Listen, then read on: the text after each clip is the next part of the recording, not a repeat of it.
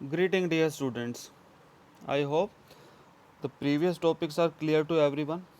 In this module, we will discuss about the artificial kidney, or the process is called hemodialysis, or we can simply say dialysis. So there are number of reasons in which the person or patient can use this artificial kidney. कि बहुत बार क्या होता है कि kidney जब काम करना बंद कर देती है, because due to any of the reason, for example due to any of the infection, injury to the human being, और restricted blood flow the kidney, कि blood flow ने पूरा नहीं हो रहा किडनी को, इंजरी हो गई, कोई इन्फेक्शन हो गया, उसकी वजह से क्या हो गया, the kidney got damage. And all of you are aware about the function of kidney. The main function of kidney is to remove the waste from the body. तो अगर किडनी डैमेज हो जाएगी, those waste started to accumulate in the body, तो waste जो है वो body में इकट्ठा होना शुरू हो जाएंगे, और एक टाइम ऐसा आता है कि the amount of waste is too high and the all the cell will stop working and it will ultimately lead to death. So जो किडनी डैमेज होता है, जनरली छोटा मोटा जो डैमेज होता है, दैट इज़ रिपेयरेबल, तो बॉडी खुद रिपेयर कर सकती है. But in number of cases, in maximum cases, when ever kidney is damage, that is generally irreversible, कि ज़्यादातर केसेस में जब डैमेज बहुत ज़्यादा हो जाता है, generally if the damage in the kidney is more than 90% in both the kidney, if one of the kidney is damage the other can work in place of that kidney. So लेकिन ज़्यादा काम करना पड़ता है. But in that case, if the kidney damage in both the kidneys more than 90%, in that case this artificial dialysis और hemodialysis की ज़रूरत पड़ती है. Because if we don't go for the the patient don't go for the dialysis, it will ultimately lead to the ultimately lead to the accumulation of poisonous waste in the body. तो waste जो है body में deposit हो जाएगा और उसकी वजह से डेथ हो सकती है. तो इस तरह के पेशेंट्स को आर्टिफिशियल किडनी या हीमोडायलिसिस की ज़रूरत पड़ती है to purify the blood. So as you can clearly see in the diagram, this whole diagram is about the artificial kidney और hemodialysis. तो इस डायग्राम में अगर आप देखोगे ध्यान से, द पेशेंट की बॉडी में से हम क्या कर रहे हैं, ब्लड को निकाल रहे हैं with the help of a pump. As you can see here the line from artery to the pump. So artery में से ब्लड निकालते हैं, पम्प की हेल्प से उसको, ये बॉक्स है सेंटर के अंदर जो स्क्वायर और रेक्टेंगुलर फॉर्म में जो बॉक्स दे रखा है, इस बॉक्स के अंदर डाल देते हैं. तो इस बॉक्स के अंदर आप ध्यान से देखोगे तो there is a mesh of tubes, की बहुत सारी ट्यूब्स हैं, कोइल्ड हैं एक तरह से, सॉरी नॉट द कोइल्ड, बहुत सारी ट्यूब्स होती हैं इस बॉक्स के अंदर. वो जो ट्यूब्स इस बॉक्स के अंदर होती हैं, they are generally made up of a semi permeable membrane.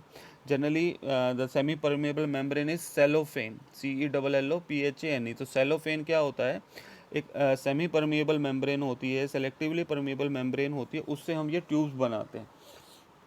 तो ये टैंक के अंदर, ये जो बॉक्स है टैंक के अंदर, हम क्या करते हैं, एक फ्रेशली डायलिसिस सोल्यूशन को फिल करके रख देते हैं. As you can see below the tank, fresh dialysis solution is continuously injected into this tank, की फ्रेश डायलिसिस सोल्यूशन को हम कंटिन्यूसली इसके अंदर डालते रहते हैं, और एक साइड से जब वो यूज़अप हो जाएगा तो दूसरी साइड से हम यूज डायलिसिस सोल्यूशन को निकालते रहते हैं. As you can see on the second bottle, the use dialysis solution with urea and excess salt. If we talk about the fresh dialysis solution, तो फ्रेश डायलिसिस सोल्यूशन जो होता है वो generally किसका हम बनाते हैं, ग्लूकोज और वाटर का बनाते हैं.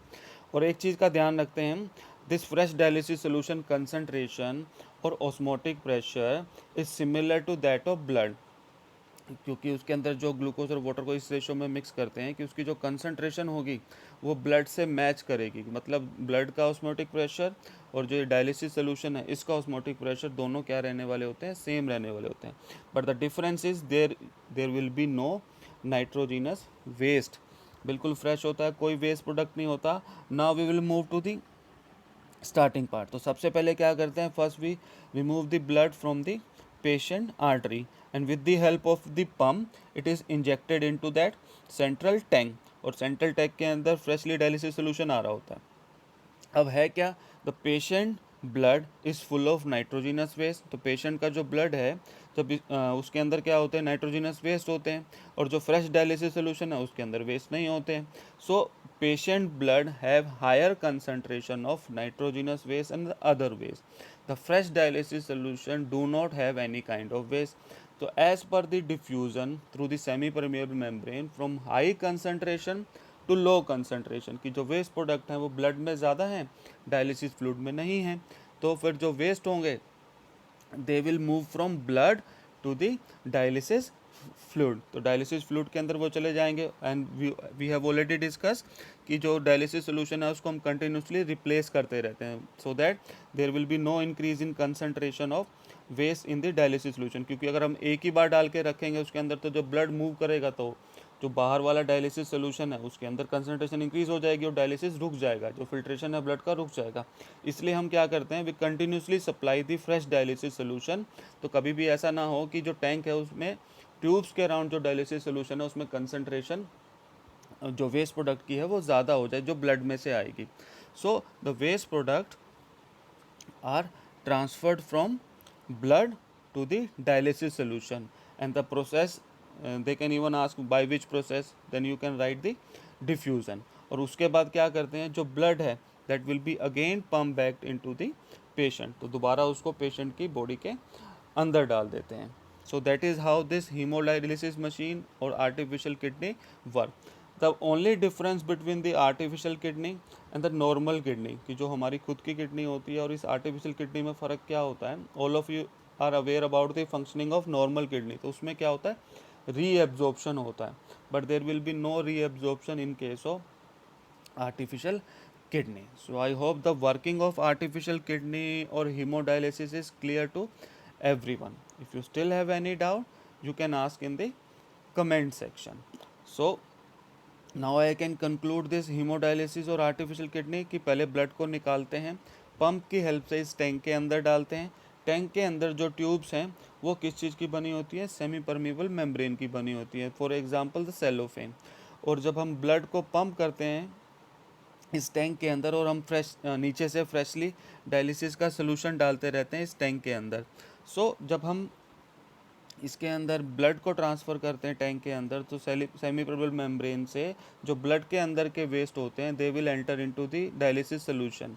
तो जो हम कंटिन्यूसली इसको चारों तरफ से कवर किया हुआ है टैंक के अंदर, तो वेस्ट जो हैं due to the diffusion will transfer into the dialysis fluid, और उसको हम कंटिन्यूसली रिमूव करते रहते हैं डायलिसिस सोल्यूशन को, जो जिसके अंदर वेस्ट प्रोडक्ट होते हैं। और फिर उसके बाद जो ब्लड होता है from these tube will be pump back into the patient, जो पेशेंट है उसकी बॉडी में हम दोबारा क्या कर देते हैं, उसको पंप कर देते हैं। और जो सबसे मेन डिफरेंस है नॉर्मल किडनी में और इसके अंदर, मैकेनिज़्म तो दोनों का ही सेम है, जैसे नेफ्रॉन के अंदर काम करते हैं वहाँ पे भी डिफ्यूजन से जाता है। तो मेन जो डिफरेंस है इसके अंदर कोई रीएब्जॉर्प्शन नहीं होता। If you still have any doubt you can ask in the comment section. So thank you dear students.